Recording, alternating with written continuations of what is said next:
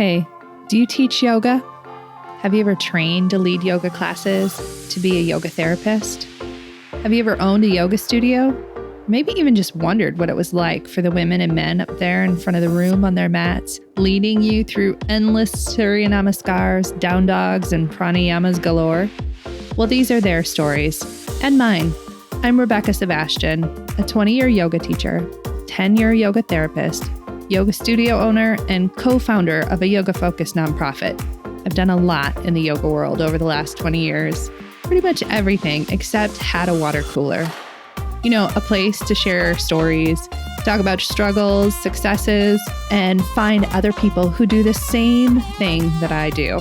Welcome to Working in Yoga, a podcast and substitute water cooler for yoga folks to connect and build community, to share our unique profession, our challenges, and our journeys with the world.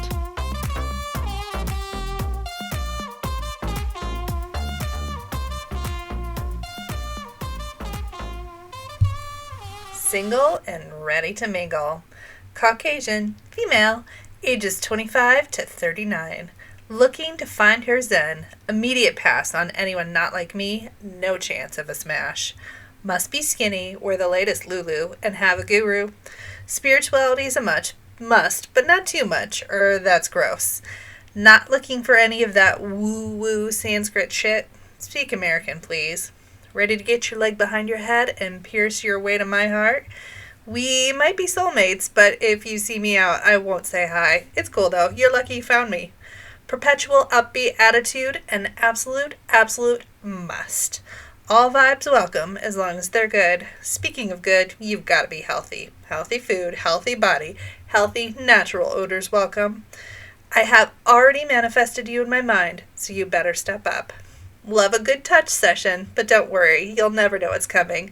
I know your body better than you do. Let's flow together. Hashtag all lives matter. Welcome, friends, to Working in Yoga. This week on the podcast, I'm talking about all those red flags that we give off as individuals and as an industry as a whole. I'm sure you've got some in mind. Those things that you see among your peers that make you actively cringe at best and actually angry at worst. Typically, I've categorized all these red flags as I see them in the why we can't have nice things bucket. But this week, I'm breaking down the flags into smaller buckets and talking about them. So grab some popcorn and let's dig through this together. But first, could you do me a favor? Could you go ahead and hit that follow or subscribe button wherever you're listening? It helps that elusive algorithm show this podcast to other people so that more folks can join us for some work talk around the water cooler. And thank you to Sunlight Streams, our sponsor for the podcast. Sunlight is blogging about all topics self-care, and this week, Sunlight is talking about how we change. I know and love all kinds of change makers in this world, and one thing that they all know is that while change can feel like it should happen in those big, monumentous moments, it really happens in the quiet. The moment you decided in your mind to care more about yourself than that toxic ex. The moment you filled out that grant paperwork that funded that social impact project. The moment you sat in stillness. Read more at www.thesunlightexperience.com/blog. Now, ask yourself for one brief second, what are your red flags? A few weeks ago, I asked this question on my personal Facebook page.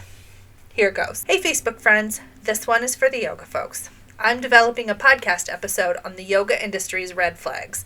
You know the stuff we do that would put you off dating us if we were a person on Bumble?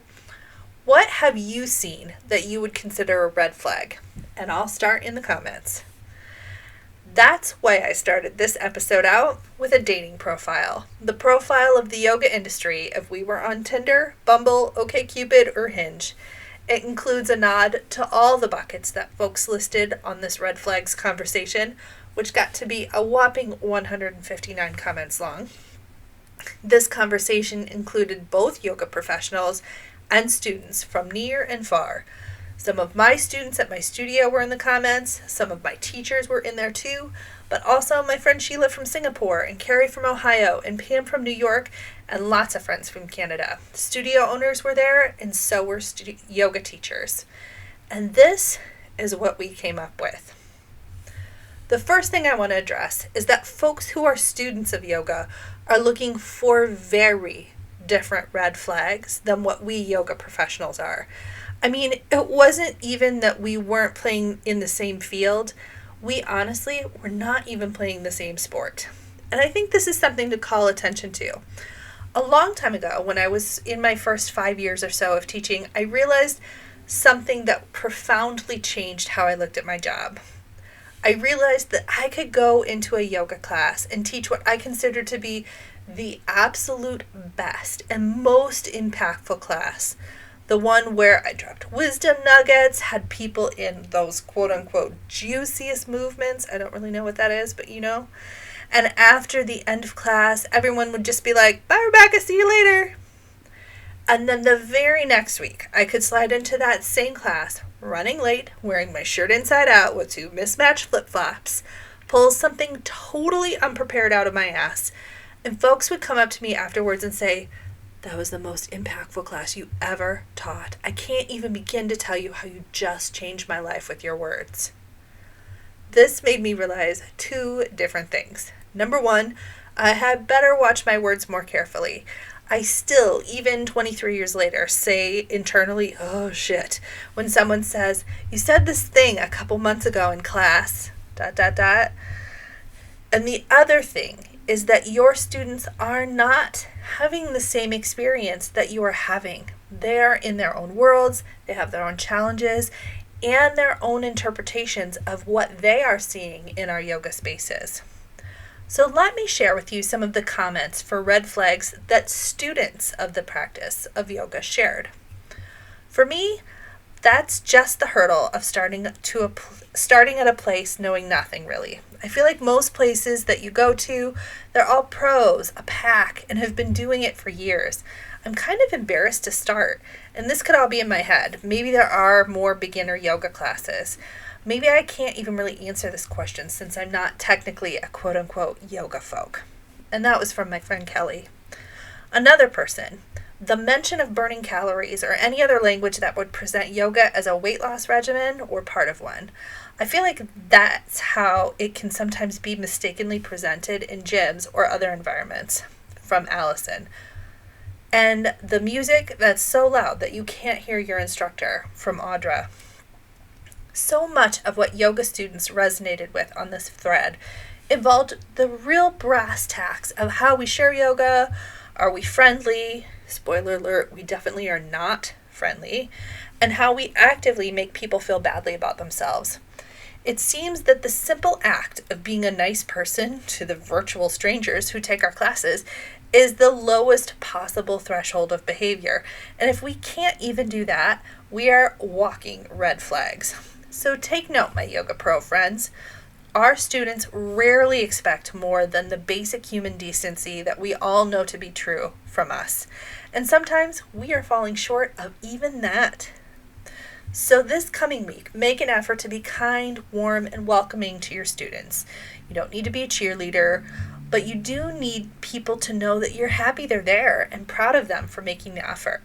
Remember, they're doing us a favor by coming to see us, not the other way around. All of the student comments on this thread fell into one of these 2 buckets. The first bucket is yoga's got an attitude problem. This is where toxic positivity and clickiness comments fall. I've recently been diving a little bit into the fact that a lot of the dissemination of yoga in the West through the 70s and 90s rested in counterculture spaces, and that is certainly where I got started. So how do we move beyond that? Are we all destined to hand down the salty fuck the man attitudes to everyone, even when folks are coming into our spaces just wanting to try something new and learn some skills to nourish their brains and bodies? And also, how the heck can we learn to be nicer to each other? This is also the bucket that I commented on. I think we have an incredibly toxic industry in general, and we are mean to each other and often mean to our students. Here was my opening comment. I think one of our big red flags, as how we aren't particularly a friendly group of people when you come into our spaces. Oftentimes we make people feel like we're an exclusive club that people are lucky to get entrance to. I learned a long time ago that those were the places I didn't want to learn from.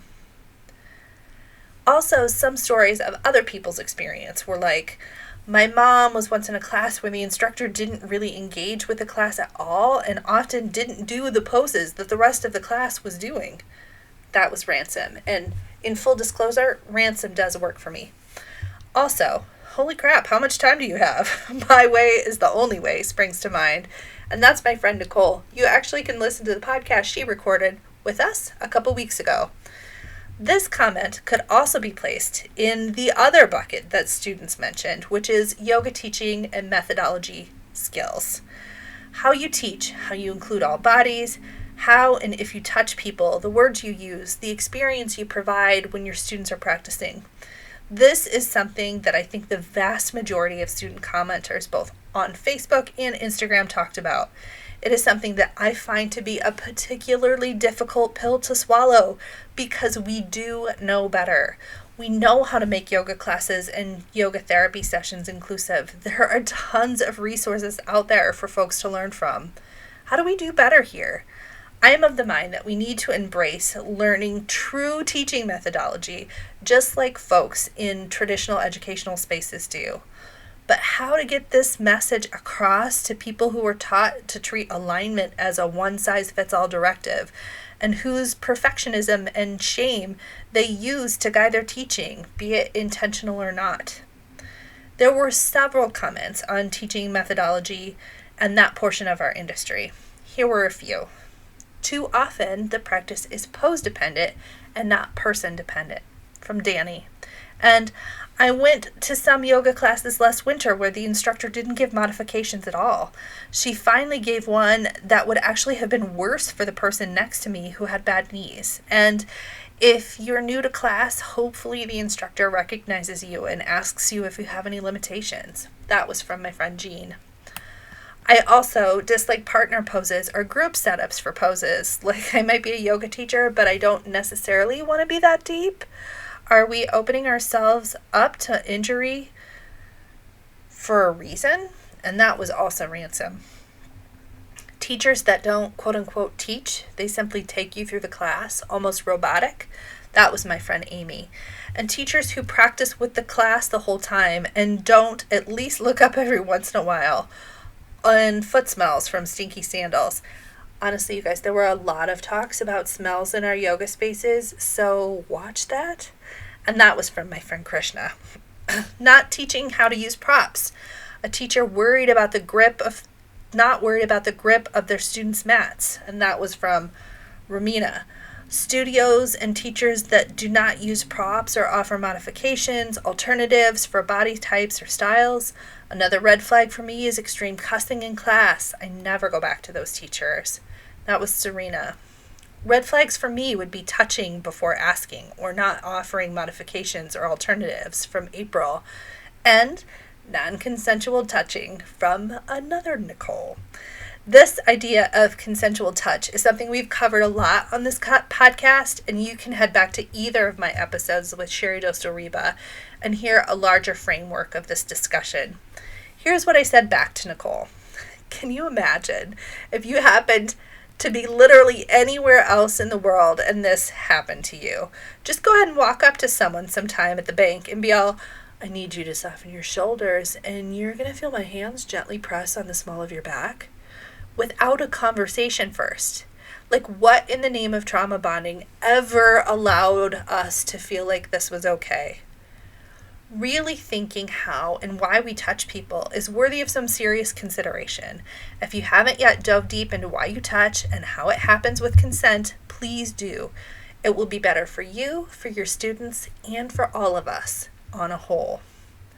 Now, on the whole, yoga folks are incredibly esoteric as an industry, and we have a lot more that we dove deeply into for content buckets. So I have two more that I want to share with you.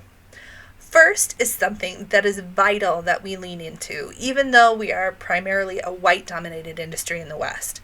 I'm going to share the bucket and lovely conversation I had with a few folks. And the bucket is cultural appropriation and inclusivity. Now, this is another common comment that happened both on Facebook and Instagram, and while I am very unsurprised based on who I hang out with in the yoga world, I am also craving an evolution of this conversation. So maybe we can try one here. One of my great concerns in this conversation is that we have reduced the discussion of cultural appropriation and inclusivity to check boxes. If we check all the boxes, we are quote-unquote good white people. There is a true danger in this mindset, I think. The discussion of cultural appropriation cannot rest in changes like don't say namaste or no religious statues or om or use Sanskrit terms only. Those are check boxes, and while they can be a beginning, I have seen a lot of folks do only those things without really integrating what it means to be truly inclusive to the folks of the global majority, and specifically to South Asian and Indian folks. What does it mean that inclusivity is built into the fiber of our classes, businesses, and practices? So if I assert this statement, if you teach yoga in the West, it is appropriative, no matter what you do and who you are. Then where does this discussion lead us? There's no room for checkboxes here because true change exists outside the paradigm of a checkbox system.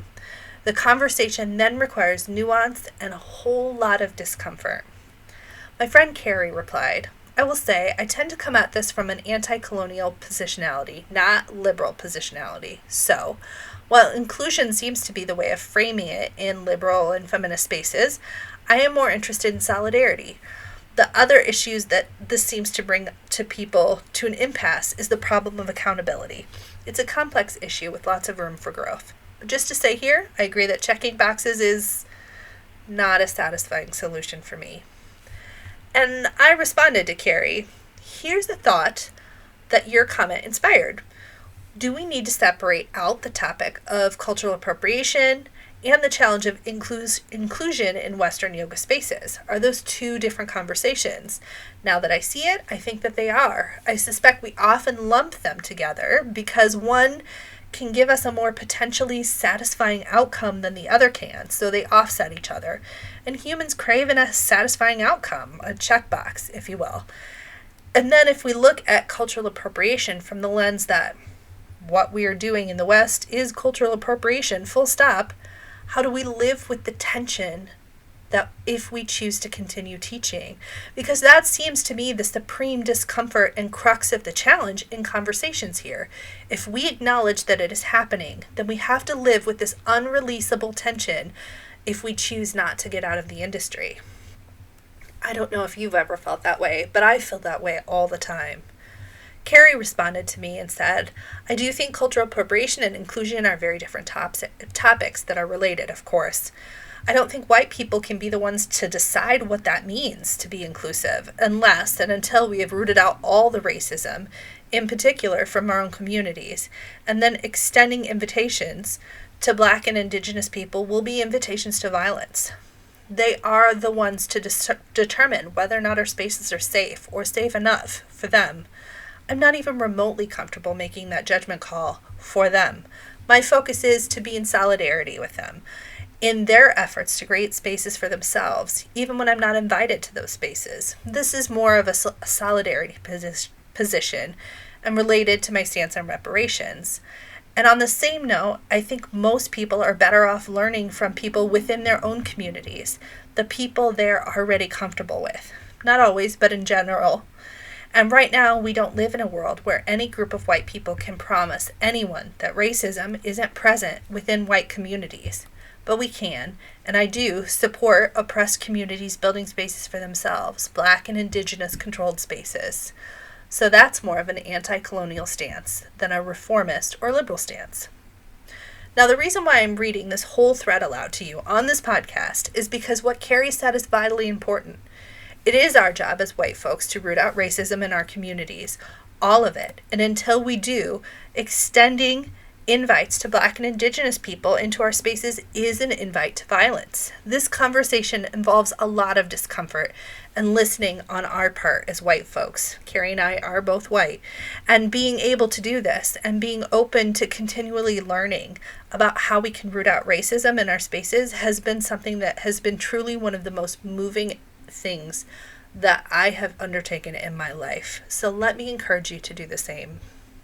My friend Mandy also commented, "To me, that's the thing. If we're busy checking boxes, we're not paying attention to the minute and or the massive at any given moment. We can honor each other and our teachers in many ways. The gesture behind some using namaste, even if their understanding is misled, isn't the worst thing. There are much more contentious issues out there. Those individuals are well-meaning, and I personally choose to use other ways to acknowledge my teachers and students.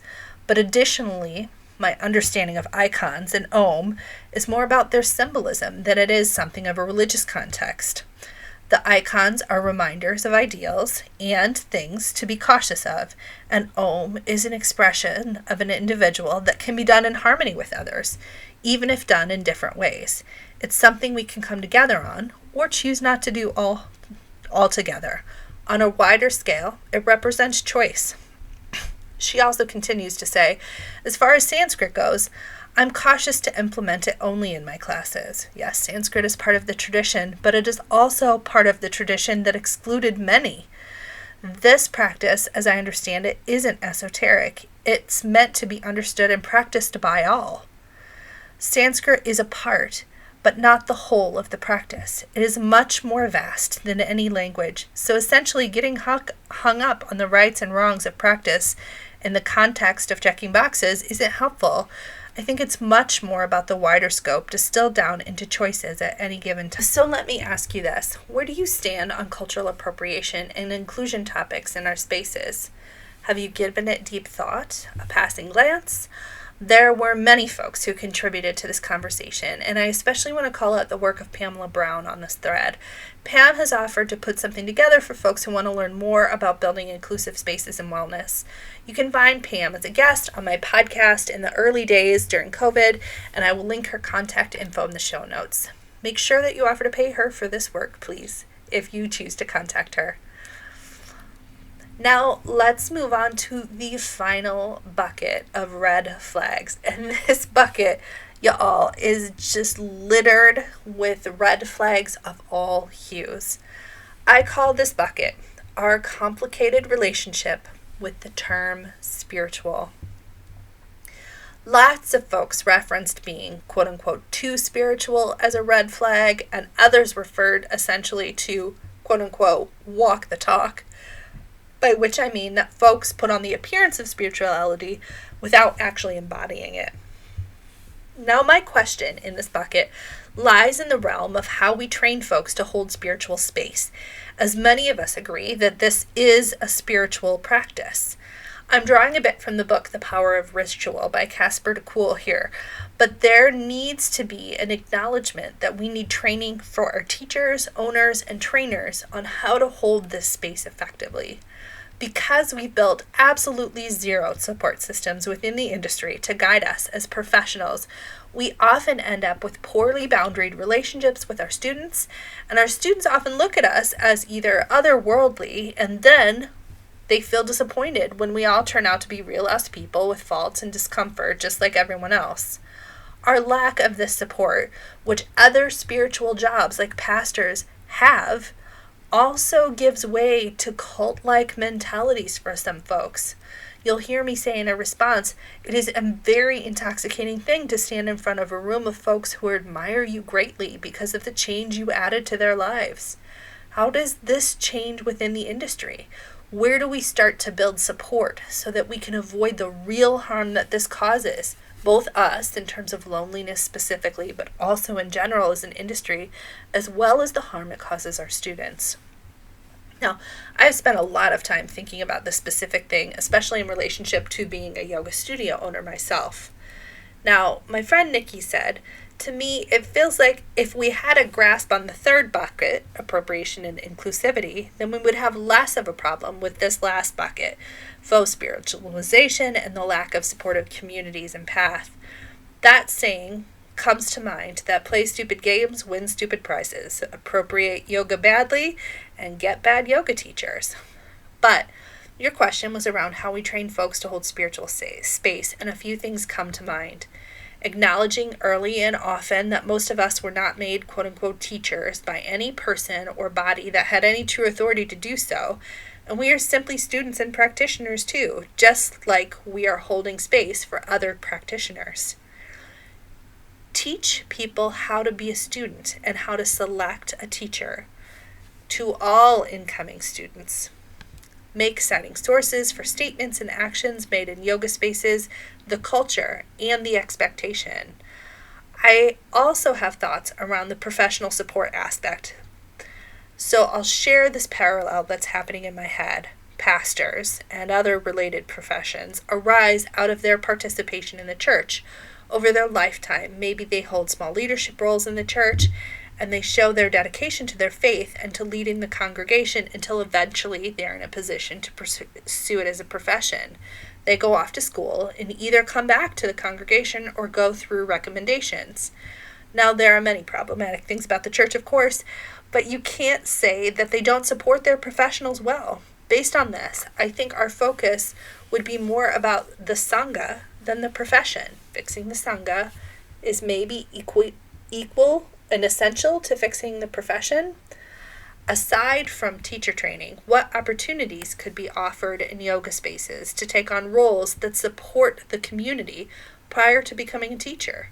Refreshing an altar, cleaning the studio, unlocking the studio, laying out props are some examples I can think of.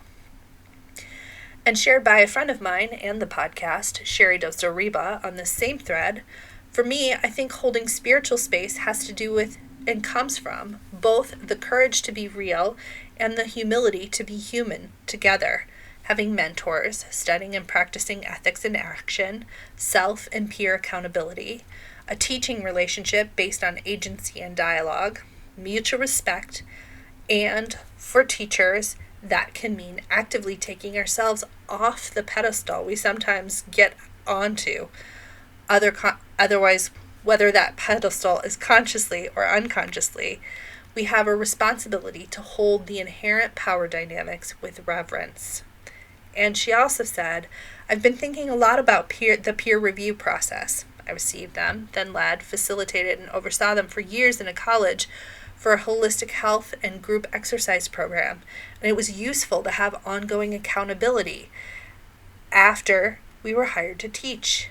That could be very applicable for yoga schools and studios, I believe. Also said on that thread was, I know that before I had professional supervision, I had really poor boundaries. My triggers would kick up in class and I would often take it out on students. I had poor boundaries around my relationships with them, and there was a lot of mess around that too, said by my friend Jennifer. And these more settled and nuanced trainings within the industry, I believe, are really important. How we hold spiritual space, how we hold boundaries for ourselves and our students, mentorship, guidance, and how we navigate being both spiritual without being cult-like are all things that I'm actively thinking about. Consider something different that Nicole said. This might be an unpopular opinion, but a red flag for me personally is when instructors act like they're a guru or on a higher spiritual level than the rest of us. For example, the ones who wear turbans, traditional clothing, and sit on cushions, bejeweled in malas, and are given a spiritual Sanskrit name. Sure, there are genuine people who are on this path and understand that it's a lifelong journey and commitment. However, way too many people who just do a 200-hour teacher training and boom, spiritual guru magic happens to their ego. Or the original comment that Nikki made. Someone's quote-unquote spiritual practice that seems to make them a worse person rather than a better one, i.e. more judgmental, more self-righteous, has lots of aversions, accepts right answers only, and no room for holding truths or considering complexities. Now, I responded to Nikki's comment, saying something that I believe to be very true, and something we don't often talk about. I also want to give grace to the idea that being a person in front of a group of folks who feel like you have changed their lives is a very heady thing. It is incredibly human to have the response to feel that you are somehow responsible for other people's transformation, although we can say here that we aren't. That headiness can lead to a feeling of entitlement, not dissimilar to folks who hold tremendous wealth, ergo power. Power over people is a truly intoxicating thing. So I see how this happens. It is our job as teachers to check both ourselves and each other in order to show up for our students fully. This gave way to the indicators or red flags that people saw in cult leaders like Bikram and others who touted that their way was the only way and there was only one truth. That's a huge red flag nowadays for most of us. So that is the culmination of our red flag conversations. Our attitudes, our methodology, our inclusivity and cultural appropriation, and our relationship with the term spiritual. If you're still listening, let me ask you this. Did your red flags land into one of those categories? Our attitudes, methodology, appropriation, our relationships with spiritual? If you aren't on my mailing list now, sign up for the newsletter in the show notes, and you can hit reply to me directly and let me know. Now, before I end, I want to say thank you to everyone who answered my question on Facebook a few weeks ago. There were too many amazing comments and conversations to share them all, but my profile is public, so feel free to pop in and check out the thread. I will catch you next week when we chat with someone who actually knows me in real life, Zaria Rochester, as we talk about what truly is good and bad about learning online. Now, Zaria has taken trainings both in real life spaces and virtual spaces, and she talks to us about the pros and cons of those experiences with firsthand knowledge. As always, I am so grateful for you listeners. Thank you so much for being in this industry with me and for joining me here around the water cooler. I'll catch you next time.